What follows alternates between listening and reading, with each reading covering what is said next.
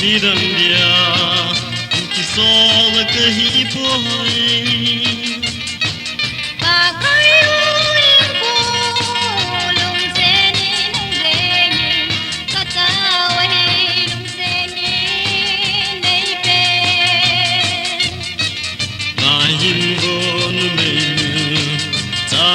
Zang hala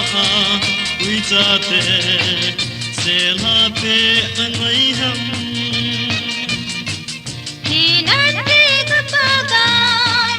hinante na say tu izawe ui zan zang pupa no kang tung ako na kilaza and mal tu anezi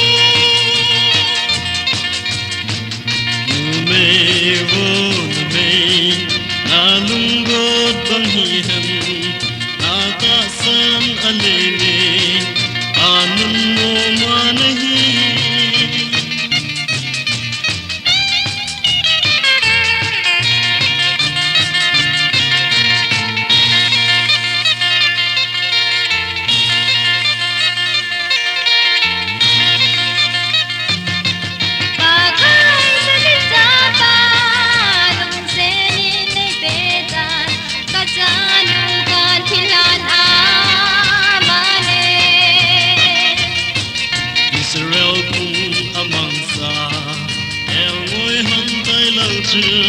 Midang dia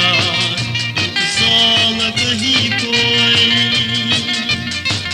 Bagay uling pulong senin ang zengin Kataway yung senin ay pen